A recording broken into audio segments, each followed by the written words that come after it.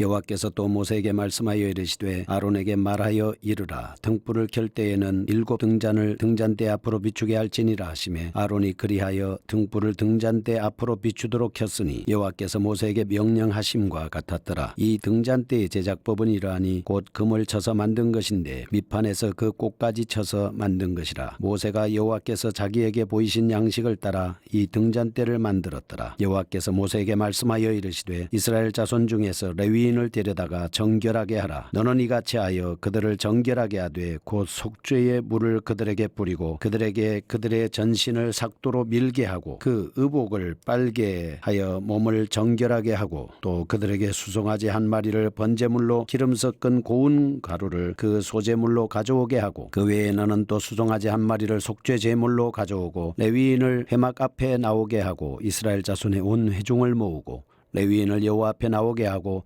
이스라엘 자손이 그들에게 안수하게 한 후에 아론이 이스라엘 자손을 위하여 레위인을 흔들어 바치는 제물로 여호와 앞에 드릴지니 이는 그들에게 여호와께 봉사하게 하기 위함이라. 레위인으로 수송아지들의 머리에 안수하게 하고 네가 그 하나는 속죄 제물로 하나는 번제물로 여호와께 드려 레위인을 속죄하고 레위인을 아론과 그의 아들들 앞에서 세워 여호와께 요제로 드릴지니라. 너는 이같이 이스라엘 자손 중에서 레위인을 구별하라. 그리하면 그들이 내게 속할 것이라. 내가 그들을 정결하게 하여 요제로 드린 후에 그들이 회막에 들어가서 봉사할 것이니라. 그들은 이스라엘 자손 중에서 내게 온전히 드림받은 자라. 이스라엘 자손 중 모든 초태생 곧 모든 처음 태어난 자 대신 내가 그들을 취하였나니 이스라엘 자손 중에 처음 태어난 것은 사람이든지 짐승이든지 다 내게 속하였음은 내가 애굽 땅에서 모든 처음 태어난 자를 치던 날에 그들을 내게 구별하였음이라. 이러므로 내가 이스라엘 자손 중 모든 처음 태어난 자 대신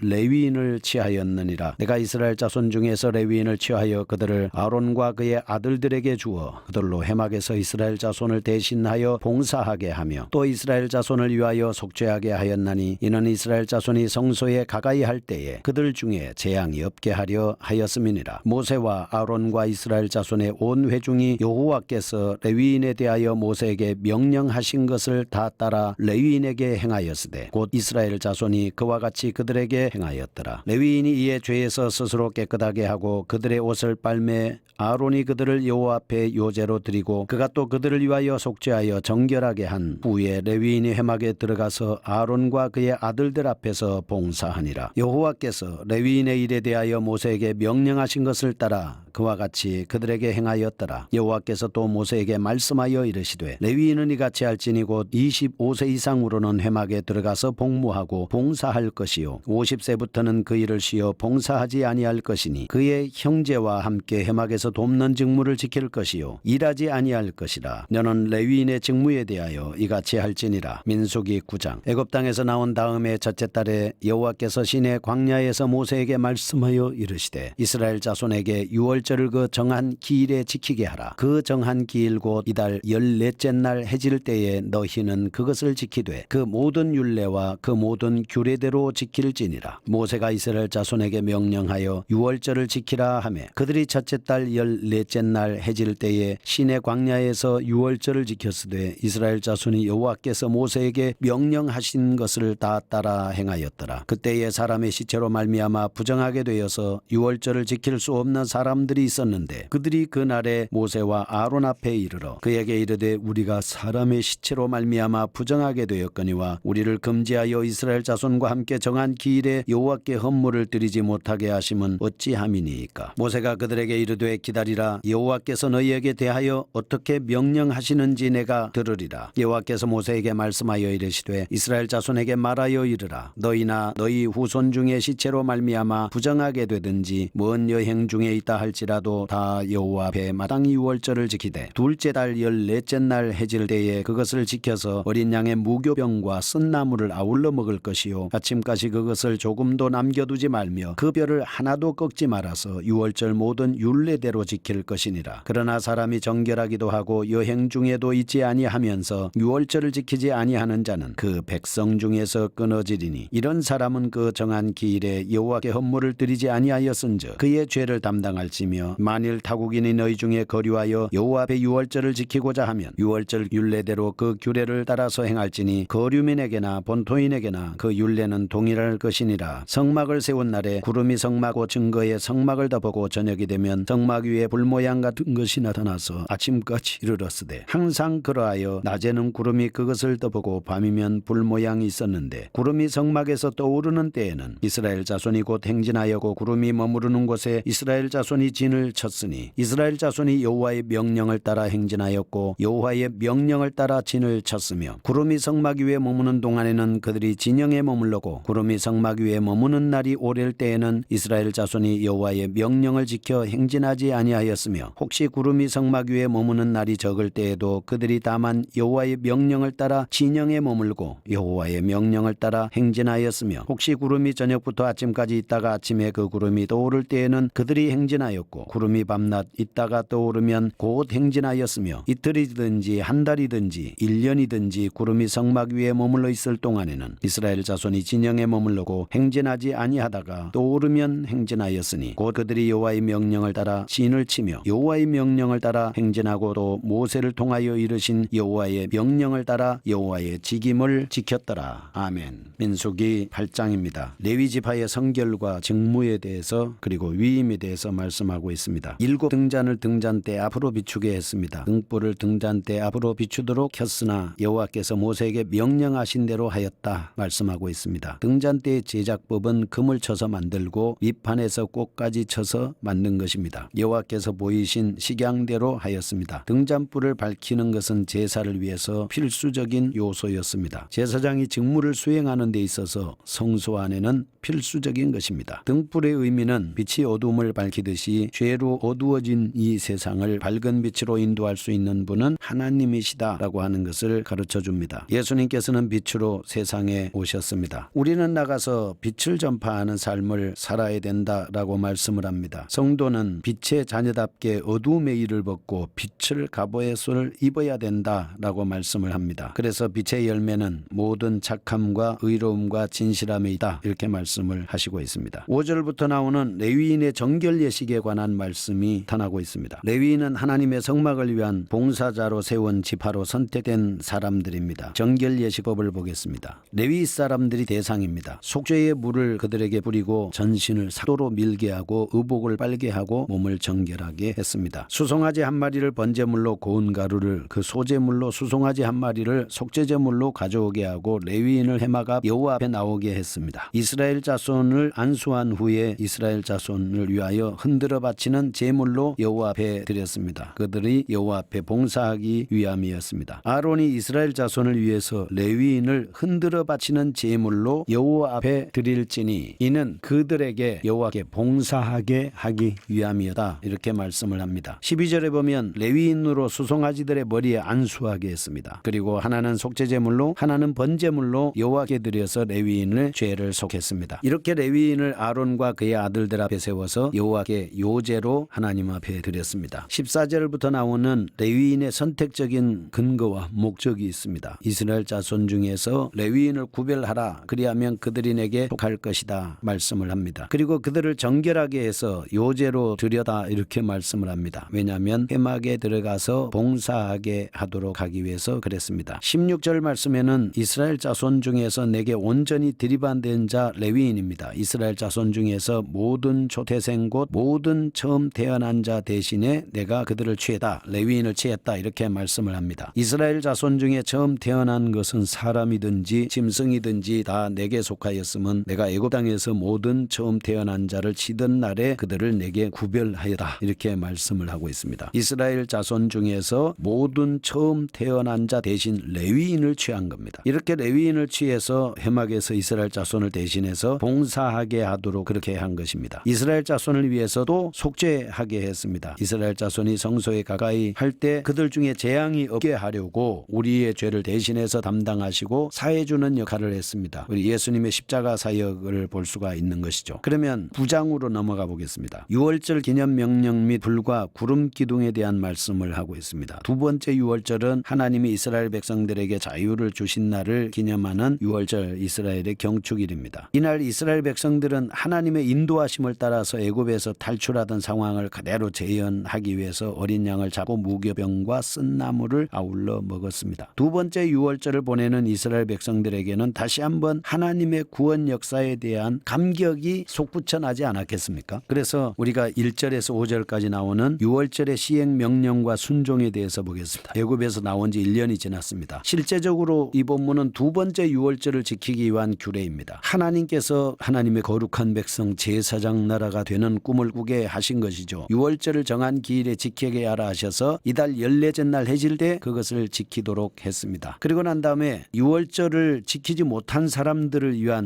규례가 있습니다. 그때 사람의 시체로 말미암아 부정하게 되어서 6월절을 지킬 수 없는 사람들이 있었습니다. 모세와 아론 앞에 나와서 말을 합니다. 시체로 말미암아 부정하게 되든지 먼 여행 중에 있다 할지라도 여호와 앞에 마땅히 6월절을 지켜야 한다. 둘째 달 14째 날 해질 때에 그것을 지켜라. 무교병과 쓴나물과 아울러 먹어야 한다. 그것을 아침까지 남겨두지 말아야 되고 뼈를 하나도 꺾지 말아서 6월절 모든 규례를 율례대로 지켜야 된다 말씀하고 있습니다. 그 다음에 고의적으로나 타국인일 경우는 어떻게 합니까? 사람이 정결하기도 하고 여행 중에 있지도 아니하면서 6월절을 지키지 아니한 자는 백성 중에서 끊어진다. 이런 사람은 정한 기일에 여호와께 헌물을 드리지 아니하였은즉 죄를 담당할 것이고 만일 타국인은 너희 중에 거류하여 여호와 앞에 6월절을 지키고자 하면 6월절 율례대로 규례를 따라서 행해야 된다. 거류민에게나 본토인에게나 율례는 동일했습니다. 보완법이 이렇게 필요한 것은 율법의 한계, 온전한 규례가 아니라 오실 그리스도를 예표해 주는 그림자 역할을 한다는 점이고 하나님은 문자에 얽매인 고지식한 분이 아니라 인간의 사정과 생각을 깊이 통찰하시고 그들의 처지에 따라서 적절하게 대처하는 은혜로운 분이라는 점을 알려줍니다. 그 다음 또 하나는 인간을 향한 하나님의 궁극적인 목적은 그들을 징벌하려고 하는 것이 아니라 구원해서 하나님의 자녀로 삼으려고 하는 목적이 있습니다. 하나님의 백성 중에서 끊어지는 죄를 한번 보겠습니다. 무교병 기간에 유교병을 먹는 자, 일반 백성이 관유를 함부로 만들거나 붓는 일, 부정한 자가 하나님 앞에서 화목제 희생 고기를 먹는 일을 행하는 자, 희생 제물의 기름을 먹는 자, 피를 먹는 자, 이방인들을 본받아 근친상 간의 음행과 인신제사를 통한 우상숭배 등 가증한 일을 하는 자, 경도하는 여인과 동침하는 자와 그 여인, 속죄일에 스스로 괴롭게 하지 않는 자, 특별한 이유 없이 6월절을 지키지 않는 자, 여호와 하나님을 회방하는 자, 안식일을 지키지 않고 일하는 자, 부정함을 정결하게 하지 않고 진에 거하여 성막을 더럽히는 자, 이런 사람들은